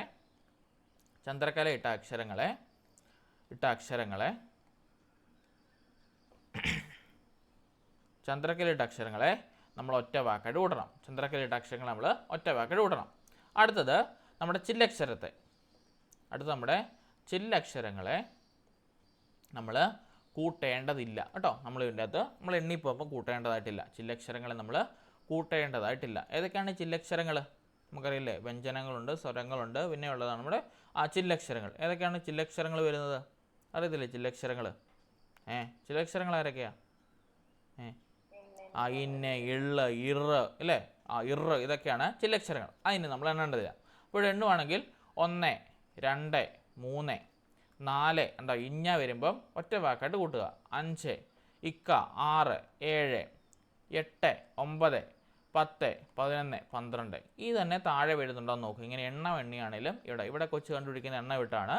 നമ്മൾ ഒബ്വിയസ്ലി നിങ്ങൾ പാടി നോക്കാനോ അല്ലെങ്കിൽ എണ്ണം വിട്ടോ നോക്കുകയാണെങ്കിൽ കണ്ടുപിടിക്കാം. ബാക്കിയെല്ലാം കണ്ടോ, ഒരു 8 അല്ല 9 എണ്ണത്തിൽ വന്ന് നിന്ന് പോയിരുന്നു. പക്ഷേ ഇവിടെ നോക്കി വരൻ മാത്രം നമ്മുടെ മൂന്നാമത്തേൽ നോക്കി 1, 2, 3, 4, 5, 6, 7, 8, 9, 10, 11, 12. ഇവിടെ ഇന്നെടുക്കണോ? ഈ വരൻ്റെ ഇന്നെടുക്കണോ? വേണ്ട. അപ്പം അങ്ങനെ എടുക്കേണ്ടപ്പം കണ്ടോ, ഇവിടെ കണ്ടോ, ആ ഒരു വാക്കിനകത്ത് ആ കൊച്ചു അടയാളപ്പെടുത്തിയത് കറക്റ്റാണ്. അപ്പോൾ അത് നോക്കി നമുക്ക് വേണമെങ്കിൽ ഉത്തരത്തിലേക്ക് പോകാം കേട്ടോ. അപ്പോൾ ഇത് 3 റൂൾസാണ് ഫോളോ അപ്പ് ചെയ്യണം. കൂട്ടക്ഷരം നമുക്ക് ഒരക്ഷരമായിട്ട് എടുത്താൽ മതി. 2, ചന്ദ്രക്കലയിട്ട അക്ഷരം നമ്മൾ ഒന്നായിട്ട് എടുക്കണം. മൂന്നാമത്തേത് ചില്ലക്ഷരം നമ്മൾ പരിഗണിക്കത്തില്ല കേട്ടോ. ഒരക്ഷരമായിട്ട് അല്ലെങ്കിൽ ഒരു എണ്ണമായിട്ട് നമ്മൾ പരിഗണിച്ച് പോകത്തില്ല. ഏറ്റവും എളുപ്പം പാടി നോക്കുന്നത് കേട്ടോ. നമുക്ക് എല്ലാവർക്കും അല്ലേ, ഒരു അധ്യാപന നിലയിൽ എല്ലാ കഴിവുകളും നമ്മൾ ആർജിച്ചിരിക്കണം കേട്ടോ. ഒന്ന് പാടി നോക്കുന്നതിന് കുഴപ്പമൊന്നുമില്ല കേട്ടോ. എന്ന് പറഞ്ഞാൽ പരീക്ഷകളിരുന്ന് കാറിയിരുന്ന് പാടിയേക്കല്ലേ, ബാക്കിയുള്ളവർക്ക് പരീക്ഷ എഴുതേണ്ടതാണ്. നമുക്കിങ്ങനെ സൗമ്യമായിട്ടിരുന്ന് പാടി നോക്കിയാൽ മതി. എവിടെയെങ്കിലും നമുക്കൊരു പിടുത്തം വരും, നമ്മൾ പാടി നോക്കിയാൽ മനസ്സിലായില്ല, ഒരു പിടുത്തം വന്ന സ്ട്രെസ്സ് കാണുന്നുണ്ടെങ്കിൽ എപ്പോഴേ അത് ഒഴിവാക്കുക കേട്ടോ. അത് നമുക്ക് കിട്ടത്തില്ലെന്ന് മനസ്സിലാക്കുക. അടുത്ത് നോക്കി, ഒരു വെടിക്ക് 2 പക്ഷി എന്ന പ്രയോഗത്തിലൂടെ വ്യക്തമാകുന്ന ശരിയായിട്ടുള്ള ആശയം ഏതാണ് അല്ലേ? നമ്മൾ കഴിഞ്ഞ ദിവസം പറഞ്ഞായിരുന്നില്ലേ, നമ്മുടെ PSCകളെ ഒരുപാട് വിളിക്കുന്നതാണ് ഈ പറഞ്ഞ 2024. അപ്പോൾ ഒരു സിലബസിൽ നിങ്ങൾ 10ാം ക്ലാസ് വരെയുള്ള നിലവാരത്തിൽ SCERT ടെക്സ്റ്റ് ബുക്കുകൾ നിങ്ങൾ പഠിച്ചു വെച്ചാൽ നമുക്ക് എല്ലാ പരീക്ഷയ്ക്കും എന്ത് ചെയ്യാണ്, പഠിക്കാനായിട്ട് പറ്റും ഇല്ലേ, അല്ലെങ്കിൽ എല്ലാ പരീക്ഷയും നമുക്ക് അപ്ലൈ ചെയ്യാനായിട്ട് പറ്റും. അപ്പോൾ എന്താണ് അവിടെ നമ്മൾ പറഞ്ഞില്ലേ, ഒരു വെടിക്ക് നിങ്ങൾക്ക് 2 പക്ഷിയെ പിടിക്കാം. അതായത് ഒരു വട്ടം SCERT പഠിച്ചാൽ വരുന്ന പരീക്ഷകളെല്ലാം അത് വെച്ച് നമുക്ക് എഴുതുവാനായിട്ട് സാധിക്കും. എന്താണ് അതിന് അർത്ഥമാക്കുന്നത്? ഒരു പ്രവൃത്തി കൊണ്ട് ഒന്നിലധികം ലക്ഷ്യങ്ങൾ സാധിക്കാം, ദുഷ്ടത ചെറുതായാലും പ്രത്യാഘാതം വലുതായിരിക്കും, വിജയത്തിന് പിന്നാലെ തോൽവിയും ഉണ്ടാകും, സാമർഥ്യമുണ്ടെങ്കിൽ നേട്ടം കൂടും എന്നാണ് അത് അർത്ഥമാക്കുന്നത്. ഒരു വെടിക്ക് 2 പക്ഷി എന്താണ് നമുക്കറിയാം, എന്താണ് ഒരു പ്രവൃത്തി കൊണ്ട് ഒന്നിലധികം ലക്ഷ്യങ്ങൾ നമ്മൾ സാധിച്ചെടുക്കുക. അതിന് പറഞ്ഞ പേരാണ് ഒരു വെടിക്ക് 2 പക്ഷി എന്നത് കൊണ്ട് ഉദ്ദേശിക്കുന്നത്. ഓക്കെ, അടുത്ത ക്വസ്റ്റ്യൻ, താഴെ പറയുന്നവയിൽ സാമ്പ്രദായിക പരീക്ഷാ രീതിയുടെ സവിശേഷത ഏത്? സാമ്പ്രദായിക രീതി എന്ന് വെച്ചാൽ നമ്മുടെ പഴയ രീതികൾ കേട്ടോ. എന്താണ് പഴയ രീതി? സാമ്പ്രദായിക രീതി എന്ന് പറയുന്നത് കേട്ടോ. ഓർത്തിരിക്കണം, സാമ്പ്രദായിക രീതി എന്ന് വെച്ചാൽ പഴയ രീതിയാണ് ഉദ്ദേശിക്കുന്നത് കേട്ടോ. അതിൻ്റെ സവിശേഷത ഏതാണ് ചോദിച്ചിരിക്കുന്നത്. കുട്ടിയുടെ സൃഷ്ടിപരത മുഖ്യമായും പരിഗണിക്കുന്നു. പഴയ രീതിയിൽ സൃഷ്ടിപരതയ്ക്ക് അല്ലെങ്കിൽ നമ്മുടെ ഔട്ട്പുട്ടിനോ കുട്ടികളിൽ നിന്ന് ഔട്ട്പുട്ടിന് നമ്മൾ എന്തെങ്കിലും ഇമ്പോർട്ടൻസ് കൊടുക്കുമായിരുന്നോ? ഇല്ല. അപ്പോൾ അതൊരിക്കലും സാമ്പ്രദായ രീതിയല്ല. അടുത്ത നോക്കിയേ, വ്യക്തികൾക്ക് റാങ്ക് നൽകി താരതമ്യം ചെയ്യുന്നത് പ്രധാന ലക്ഷ്യമാക്കുന്നു. ശരിയല്ലേ പറഞ്ഞത്? നമ്മുടെ പഴയ സാമ്പ്രദായ രീതിയിലാണ് വ്യക്തികൾക്ക് ഓരോരുത്തർക്കും റാങ്ക് നൽകി, 1ാം റാങ്കുകാരൻ 2ാം റാങ്കുകാരൻ 3ാം റാങ്കുകാരൻ എന്ന് പറഞ്ഞുകൊണ്ട് റാങ്കുകൾ നൽകി താരതമ്യം ചെയ്യും. അപ്പോൾ അവിടെ ഒരു കോമ്പറ്റീഷൻ അവിടെ ഉയരും. അത് പ്രധാന ലക്ഷ്യമാക്കുകയായിരുന്നു സാമ്പ്രദായ രീതിയുടെ പ്രധാനമായിട്ടുള്ള സവിശേഷത. അടുത്തത്, കുട്ടികൾ വികസിക്കേണ്ട യഥാർത്ഥ ദൈവശേഷികളെ പരിഗണിക്കുന്നു. ഒരിക്കലും അത് സാമ്പ്രദായ രീതിയിൽ നമ്മൾ ഉൾക്കൊണ്ടുകൊണ്ട് പോകുന്നതല്ല കേട്ടോ. കുട്ടികൾ വികസിക്കേണ്ട യഥാർത്ഥ ജീവിത സവിശേഷതകളെ പരിഗണിക്കുക. എല്ലാവർക്കും ഒരുപോലെ കൊടുക്കുക, പഠിക്കേണ്ടവൻ പഠിക്കുക, പഠിക്കേണ്ടാത്തവൻ പഠിക്കാതിരിക്കുക. അതാണ് ഇവിടെ ഉദ്ദേശിച്ചത് പണ്ടത്തെ രീതിയിൽ. അടുത്തത്, ഓരോ കുട്ടിയുടെയും വായനയിലെ ശക്തി ദൗർബല്യങ്ങൾ കണ്ടെത്താൻ ശ്രമിക്കുന്നു. അത് നമ്മുടെ പുതിയ രീതിയിലാണ് ഉള്ളത്, സാമ്പ്രദായ രീതിയിലാണ് നമ്മൾ കൊണ്ടുപോകുന്നില്ല. അപ്പോൾ ഇവിടെ എന്താണ് ശരിയായിട്ടുള്ളത്? നമ്മുടെ വ്യക്തികൾക്ക് റാങ്ക് നൽകി താരതമ്യം ചെയ്യുന്നത് പ്രധാന ലക്ഷ്യമായി കാണുന്നതാണ് സാമ്പ്രദായിക പരീക്ഷാ രീതിയുടെ സവിശേഷമായിട്ട് കാണപ്പെടുന്നത് കേട്ടോ. പരീക്ഷാ രീതി കൂടിയാണ്, പഴയ രീതിയുമാണ്. അപ്പോൾ എന്താണ് ഓപ്ഷൻ ബി ആണ് കറക്റ്റ് ആൻസർ വരേണ്ടത്. അടുത്തത്, താഴെ പറയുന്നതിൽ ഭാഷാ സമഗ്ര ദർശനത്തിൻ്റെ സമീപനങ്ങളിൽ പെടാത്തത് ഏതാണ്? പഠിപ്പിച്ചതല്ലേ, ഭാഷാ സമഗ്ര ദർശനം നമ്മൾ പഠിപ്പിച്ചതാണ്. അതിനകത്ത് നമ്മൾ കണ്ടായിരുന്നു അല്ലേ, സാമൂഹിക ഇടപെടലുകൾ പഠനത്തെ പ്രതികൂലമായിട്ട് ബാധിക്കുമെന്നതാണോ? സജീവ പഠന പ്രവർത്തനങ്ങളിൽ മുഴുകിയിരിക്കുമ്പോൾ അച്ചടരാഹിത്യം ഉണ്ടാവില്ല എന്നാണോ? വളരെ സങ്കീർണമായ പ്രക്രിയകൾ പോലും അവിശ്വസനീയമായ വേഗത്തിൽ സ്വായത്തമാക്കാനുള്ള കഴിവ് കുട്ടികൾക്കുണ്ട് എന്നാണോ? സ്വന്തം രീതിയിലുള്ള പഠനത്തിൽ സജീവമായി ഏർപ്പെടുമ്പോഴാണ് കുട്ടികൾ ഏറ്റവും അധികം പഠിക്കുന്നതെന്നാണ്. നമുക്കറിയാം ഈ പറഞ്ഞ സമഗ്രതാ ദർശനം അല്ലെങ്കിൽ ഭാഷാ സമഗ്രതാ ദർശനത്തിൻ്റെ സമീപനത്തിൽ പെടാത്തതാണ് സാമൂഹിക ഇടപെടലുകൾ പഠനത്തെ പ്രതികൂലമായി ബാധിക്കുമെന്നാണ് പറഞ്ഞത്. അത് നമ്മുടെ സൈക്കോളജിസ്റ്റ് പറഞ്ഞായിരുന്നോ പ്രതികൂലമായിട്ട് ബാധിക്കുമെന്ന്? അനുകൂലമായിട്ടല്ലേ ബാധിക്കത്തുള്ളൂ. നമ്മുടെ ഇന്നത്തെ ക്ലാസ് മുറി തന്നെ എങ്ങനെയാണ്? സാമൂഹിക ജ്ഞാനനിർമ്മിതിവാദം അല്ലെങ്കിൽ സമൂഹത്തിനോട് ഇടപെട്ടുകൊണ്ട് കുട്ടികൾ ജ്ഞാനം നിർമ്മിക്കേണ്ടതാണ്. അതിവിടെ പറഞ്ഞുകൊണ്ടോ ഫസ്റ്റ് പോയിന്റ്, അത് പ്രതികൂലമായിട്ട് കുട്ടികളെ ബാധിക്കും, അത് അനുകൂലമായിട്ടേ ബാധിക്കത്തുള്ളൂ കേട്ടോ. സമൂഹത്തിനോട് ഇടപെട്ടാൽ അനുകൂലമായി ബാധിക്കുമെന്നാണ് ആര് പറയുന്നത്? നമ്മുടെ ഭാഷാ സമഗ്ര ദർശനത്തിനുള്ള വ്യക്തികൾ പറയുന്നത്. അതൊരിക്കലും പ്രതികൂലമായിട്ട് ബാധിക്കുന്നില്ല. ഇനി ഭാഷാ സമഗ്ര ദർശനം എന്താണെന്ന് അറിയത്തില്ലേ? നമുക്കറിയാം, നമ്മൾ മുമ്പേ പഠിച്ച ആരാണ്? നമ്മുടെ വിഗോസ്കി, ബ്രൂണർ, അതുപോലെ തന്നെ നമ്മുടെ കൊക്കോമ അല്ലെങ്കിൽ നമ്മുടെ ഗസ്റ്റാൾട്ട് മനഃശാസ്ത്രം കണ്ടുപിടിച്ചവർ, ഇവരൊക്കെ കൂടിക്കൊണ്ട് വന്ന ഒരു സമീപനമാണ് ഭാഷാ സമഗ്ര ദർശനം. അല്ലെങ്കിൽ ഭാഷയിലുള്ള സമഗ്രതയിലുള്ള കാര്യങ്ങൾ നമ്മൾ പറഞ്ഞു വെക്കുന്നതാണ് ഭാഷാ സമഗ്ര ദർശനം എന്നുകൊണ്ട് ഉദ്ദേശിക്കുന്നത്. ഈ ഭാഷാ സമഗ്ര ദർശനത്തിനകത്ത് അവർ കണ്ടുപിടിച്ച കുറേ കാര്യങ്ങളാണ് ഈ പറഞ്ഞ നമ്മൾ സ്വയമേ ഇരുന്ന് പഠിക്കുകയാണെങ്കിൽ നമ്മൾ ഒരുപാട് കാര്യങ്ങൾ പഠിക്കും. അതേപോലെ തന്നെ നമുക്ക് ഒറ്റയ്ക്ക് ഇരുന്ന് പഠിക്കുമ്പോൾ അവിടെ അച്ചടക്കരാഹിത്യം ഉണ്ടാകത്തില്ല. ശരിയല്ലേ? പരീക്ഷയുടെ തലേദിവസം നമ്മൾ ഇരുന്ന് പഠിക്കും, നമുക്കറിയാമല്ലേ. അവിടെ നമുക്ക് എന്തെങ്കിലും അച്ചടക്കരാഹിത്യം നമുക്ക് ഉണ്ടാവുമോ? നമ്മൾ കഴിക്കാൻ വിളിച്ചാൽ പോലും എണ്ണീറ്റ് പോകത്തില്ല അല്ലേ? താമസിച്ച് കിടക്കും, രാവിലെ നേരത്തെ എണ്ണീക്കും. ഇതൊക്കെ അവിടെ ഒരു അച്ചടക്കരാഹിത്യമില്ല. പക്ഷേ ഇന്നത്തെ നമ്മളിപ്പോൾ പരീക്ഷ ഇല്ലാത്തൊരു സമയം ഇപ്പോൾ അല്ലേ, അപ്പോൾ അത് നമ്മൾ ശരിയായിട്ടുള്ള രീതി പഠിക്കുമോ? ഇല്ല. അപ്പോൾ അവിടെ ഒരിക്കലും അച്ചടക്കരാഹിത്യം ഉണ്ടാവില്ലെന്നാണ് അവർ പറഞ്ഞത്. പിന്നെ വളരെ സങ്കീർണമായ പ്രവർത്തനങ്ങൾ പോലും അവിശ്വസനീയമായ വേഗത്തിൽ സ്വായത്തമാക്കാനുള്ള കഴിവ് കുട്ടികൾക്കുണ്ട്. അതുകൊണ്ടാണ് നമ്മുടെ ഗസ്റ്റാൾട്ട് മനഃശാസ്ത്രം പഠിച്ചപ്പോൾ നമ്മുടെ ഗസ്റ്റാൾട്ട് ക്ലാസ്സിലിരുന്നില്ലേ 1 മുതൽ 100 വരെയുള്ള സംഖ്യകളുടെ തുക കണ്ടുപിടിക്കാൻ പറഞ്ഞപ്പോൾ അദ്ദേഹം ഒരു എളുപ്പവഴി കണ്ടെത്തിയില്ലേ, 50 ഗുണം 101 ഉത്തരത്തിലേക്ക് എത്തി. അപ്പോൾ അത് പെട്ടെന്ന് അല്ലേ അവിശ്വസനീയമായ വേഗത്തിൽ അത് സ്വായത്തമാക്കാൻ അല്ലെങ്കിൽ അതിനെ പൊടുന്നനെയുള്ളൊരു പ്രശ്നപരിഹാരത്തിലേക്ക് എത്താനുള്ള കഴിവ് നമ്മുടെ ഓരോ കുട്ടികൾക്കുമുണ്ട്. അതൊക്കെയാണ് നമ്മുടെ ഭാഷാ സമഗ്ര ദർശനത്തിനകത്ത് പറഞ്ഞു വെക്കുന്നത് കേട്ടോ. അപ്പോൾ ഓർത്തിരിക്കണം, അതിനകത്ത് വരുന്നതല്ല അതിനെ സാമൂഹിക ഇടപെടൽ പഠനത്തെ പ്രതികൂലമായി ബാധിക്കുന്നത്, അത് ഒരിക്കലും അനുകൂലമായിട്ടേ ബാധിക്കത്തുള്ളൂ കേട്ടോ, ഓർത്തിരിക്കണം. അടുത്തത്, താഴെ പറയുന്നവയിൽ ഉൾച്ചേർന്ന വിദ്യാഭ്യാസ പ്രക്രിയയിൽ അനുവർത്തിക്കേണ്ടത് ഏത്? നമുക്കറിയാലോ ഉൾച്ചേർന്ന വിദ്യാഭ്യാസം എന്ന് വെച്ചാൽ എന്താണ്? നമ്മുടെ എല്ലാ അല്ലെങ്കിൽ സമപ്രായക്കാരായ കുട്ടികളുടെ കൂടെ ഇരുന്ന് ഈ ഭിന്നശേഷിക്കാരെ അല്ലെങ്കിൽ ശാരീരിക മാനസിക വൈകല്യങ്ങൾ നേരിടുന്ന കുട്ടികളെ കൂട്ടി ഇരുത്തി പഠിപ്പിക്കുന്ന രീതിക്ക് പറയുന്ന പേരാണ് ഉൾച്ചേർത്ത വിദ്യാഭ്യാസം അഥവാ ഇൻക്ലൂസീവ് എഡ്യൂക്കേഷൻ എന്ന് പറയുന്നത്. അതിൽ അനുവർത്തിക്കേണ്ടത് ഏതെന്നാണ് ചോദിച്ചിരിക്കുന്നത്. അതിനോട് നമ്മൾ താരതമ്യപ്പെട്ട് പോകേണ്ടതെന്നാണ്. അനുരൂപീകരണം ഒബ്വിയസ്ലി വേണ്ടതാണ്. ഇനി ബഹു ഇന്ദ്രിയാധീക്ഷങ്ങളുടെ സമീപനം, അതായത് നമ്മുടെ കണ്ണ്, മൂക്ക് ഇതിൻ്റെ എല്ലാം കൂടിയുള്ള സമീപനമായിരിക്കും അവർ കൊടുക്കേണ്ടത്. ശരിയാണ് അല്ലേ? ഇനി റിസോഴ്സ് അധ്യാപകരുടെ സേവനം ലഭ്യമാക്കുക, അത് നമ്മുടെ BRC എന്നൊക്കെ നമുക്ക് റിസോഴ്സ് അധ്യാപകർ അല്ലെങ്കിൽ നമ്മുടെ ട്രെയിനേഴ്സ് വരും, ഇതിനു വേണ്ടി തന്നെ ട്രെയിനിങ് കിട്ടിയ ആൾക്കാർ വരും, അവരുടെ സേവനവും ലഭ്യമാക്കണം. അപ്പോൾ എന്താണ് ഈ പറഞ്ഞ പോയിന്റ് എല്ലാം ഇവിടെ ഉള്ളതാണ്. സോ ഇവയെല്ലാമാണ് ഇതിന് ആൻസർ ഉണ്ട്. അല്ലെങ്കിൽ നമുക്കറിയാൻ പറ്റും, ഞാൻ പഠിപ്പിച്ച സ്കൂളിൽ ഒരു കൊച്ചിന് വയ്യാഴിക ഉണ്ടായിരുന്നു. ആ കൊച്ചിനെ പഠിപ്പിക്കാനായിട്ട് BRCന്ന് ആഴ്ചയിൽ ഒരു വട്ടം ആ ഒരു ടീച്ചർ വന്ന് ആ കൊച്ചിന് വേണ്ടി തന്നെ ഇരിക്കുമായിരുന്നു. അപ്പോൾ എന്താണ് നമ്മുടെ റിസോഴ്സ് അധ്യാപകരുടെ സേവനമാണ് അവിടെ ലഭ്യമാക്കുന്നത്. ഇപ്പോൾ ഈ പറഞ്ഞ മേളിൽ പറഞ്ഞ പോയിന്റ് എല്ലാം തന്നെ എന്താണ് അവിടെ ആൻസർ ആയിട്ട് വരുന്നത് കേട്ടോ. അപ്പോൾ ഇവയെല്ലാമാണ് ഇവിടെ ആൻസർ ആയിട്ടുള്ളത്. അടുത്തത് താഴെ പറയുന്നതിൽ ജ്ഞാനപീഠ പുരസ്കാരം ലഭിച്ചിട്ടില്ലാത്തവർക്ക് റിപ്പീറ്റഡ് ക്വസ്റ്റ്യൻ ആണ്, നോക്കണം. ജ്ഞാനപീഠ പുരസ്കാരങ്ങൾ ഇമ്പോർട്ടൻ്റ് ആണ്, റിപ്പീറ്റഡുമാണ്, നോക്കണം. നോക്കിയേ, Thakazhi Sivasankara പിള്ളയ്ക്കാണോ, OV വിജയനാണോ, ONV കുറുപ്പിനാണോ, G ശങ്കരക്കുറുപ്പിനാണോ Jnanpith പുരസ്കാരം ലഭിച്ചിട്ടില്ലാത്തത്? നമുക്കറിയാം OV വിജയനാണ് ജ്ഞാനപീഠ പുരസ്കാരം ലഭിച്ചിട്ടില്ലാത്തത്. ഇതിനൊരു കോഡുണ്ട് ഓർത്തിരിക്കാൻ, അതായത് ശങ്കരം പെറ്റപിള്ള, വാസുവും കുറുപ്പും അച്യുതനും കേട്ടോ. നമ്മുടെ എന്താണ് ജ്ഞാനപീഠ പുരസ്കാരം ലഭിച്ച വ്യക്തികൾ അതിൻ്റെ അകത്ത് വരുന്നുണ്ട്. ഒന്ന് എഴുതി നോക്കിയാൽ എന്താണ് നമ്മുടെ കോഡ്, ഇതാണ് കേട്ടോ. ജ്ഞാനപീഠ പുരസ്കാരം കിട്ടിയ വ്യക്തികളെ പഠിക്കാനായിട്ടുള്ളൊരു കോഡാണ് എന്ത്, നമ്മുടെ ശങ്കരൻ പെറ്റ പിള്ള. ശങ്കരൻ പെറ്റ പിള്ള എന്നാക്കിയായിരുന്നു, വാസുവും പിന്നെ വാസുവും കുറുപ്പും പിന്നെ ആരാണ്, നമ്മുടെ അച്യുതനും കേട്ടോ. അച്യുതനുമാണ്. അപ്പോൾ ആലോചിച്ച് നോക്കി, ഇതിൻ്റെ അകത്ത് ആരൊക്കെയുണ്ട്? ശങ്കരൻ. ആരാണ് ശങ്കരനായിട്ട് വരേണ്ടത്? ഇവിടെ കിടപ്പുണ്ട്. ആരാണ് ശങ്കരനായിട്ട് വരേണ്ടത്? G ശങ്കരക്കുറുപ്പ് കേട്ടോ. ഒന്നാമത്തെ ആളാണ് G ശങ്കരക്കുറുപ്പ്. ഇനി പെറ്റ ആര് വരും? SK പൊറ്റക്കാട് കേട്ടോ. പെറ്റയ്ക്കകത്ത് ആരുണ്ട്? നമ്മുടെ SK പൊറ്റക്കാടുണ്ട്. ശങ്കരനാണെങ്കിൽ G ശങ്കരക്കുറുപ്പ്, പെറ്റ എന്ന് പറഞ്ഞാൽ SK പൊറ്റക്കാട്. പിള്ള ആരുടെ കൂടെയാണ് പിള്ളയുള്ളത്? ഉണ്ടോ? തകഴി ശിവശങ്കര പിള്ള ഉണ്ടോ? തകഴി ശിവശങ്കര പിള്ളയ്ക്കകത്ത് പിള്ളയുണ്ട്. ആ പിള്ളയാണ് ഈ പിള്ള. ശങ്കരൻ പെറ്റ പിള്ള, 3 പേരായി. അടുത്തത് വാസു. ആരാണ് വാസു? നമ്മുടെ MT വാസുദേവൻ നായർ കേട്ടോ. വാസു എന്ന് പറഞ്ഞാൽ MT വാസുദേവൻ നായരാണ്. കുറുപ്പ് ഏത് കുറുപ്പാണ്? നമ്മുടെ ONV കുറുപ്പ്. ഇനി അച്യുതൻ. ആരാണ് അച്യുതൻ? നമ്മുടെ അക്കിത്തം അച്യുതൻ നമ്പൂതിരി. കിട്ടിയോ? ഇത്രയും പേരാണ് നമ്മുടെ എന്തുള്ളത്, ജ്ഞാനപീഠ പുരസ്കാരം ലഭിച്ച വ്യക്തികൾ. എന്താണ്? ശങ്കരൻ പെറ്റപിള്ള, വാസുവും കുറുപ്പും അച്യുതനും. 6 പേർക്കാണ് ഇതുവരെയായിട്ടും ജ്ഞാനപീഠ പുരസ്കാരം ലഭിച്ചിട്ടുള്ളത്. അതിലൊന്നാമത്തേത് G ശങ്കരക്കുറുപ്പ്, രണ്ടാമത്തേത് SK പൊറ്റക്കാട്, മൂന്നാമത്തേത് തകഴി ശിവശങ്കരപിള്ള, നാലാമത്തേത് MT വാസുദേവൻ നായർ, അഞ്ചാമത്തേത് ONV കുറുപ്പ്, ആറാമത്തെ ആൾ അക്കിത്തം അച്യുതൻ നമ്പൂതിരി. കിട്ടിയോ?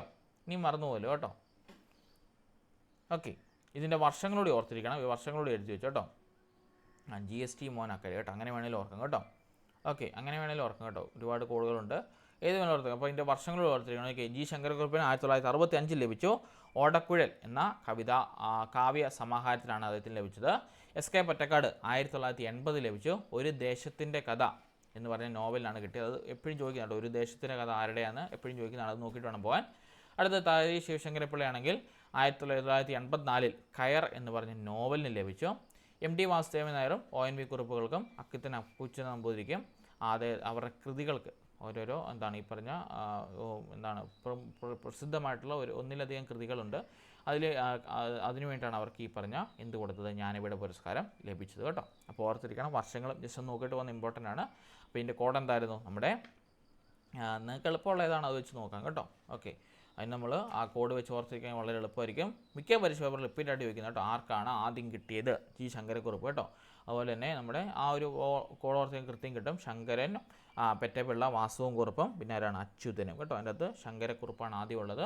പൊറ്റക്കാട് രണ്ടാമതുണ്ട്, തകഴി ശിവശങ്കരപിള്ള മൂന്നാമത്, MT വാസുദേവൻ നായർ നാലാമത്, ONV കുറുപ്പ് അഞ്ചാമത്, അക്കിത്തം അച്യുതൻ നമ്പൂതിരി 2019 അവസാനം കേട്ടോ. ഇത്രയും കാര്യങ്ങൾ ഓർത്തിരിക്കണം. ഇതുകൊണ്ട് നമ്മുടെ മലയാളം തീർന്നു കേട്ടോ. 20-30 മാർക്കിന് വളരെ എന്നാണല്ലോ ഒരു 25 മുകളിൽ സ്കോർ ചെയ്യാൻ പറ്റുന്ന ചോദ്യങ്ങളായിരുന്നു ചോദിക്കുന്നത് കേട്ടോ. അപ്പോൾ ഇത് വളരെ എളുപ്പം നമുക്ക് സോൾവ് ചെയ്യാൻ പറ്റുന്ന ക്വസ്റ്റ്യൻ ആണ് കേട്ടോ. ബാക്കി ഇനി ഇംഗ്ലീഷ് കൂടി ഉള്ളൂ. ഇംഗ്ലീഷും വളരെ എളുപ്പമാണ് കേട്ടോ. നമുക്ക് വൈകിട്ടത്തെ ക്ലാസ്സിൽ അത് ഡിസ്കസ് ചെയ്യാം കേട്ടോ. ആൻസർ കണ്ടുപിടിച്ചായിരുന്നോ? ഞാൻ പുതിയൊരു ക്വസ്റ്റ്യൻ പേപ്പർ ഇട്ട് തന്നായിരുന്നു. അതിൻ്റെ ആൻസേഴ്സ് എത്രയും പെട്ടെന്ന് കണ്ടുപിടിക്കും.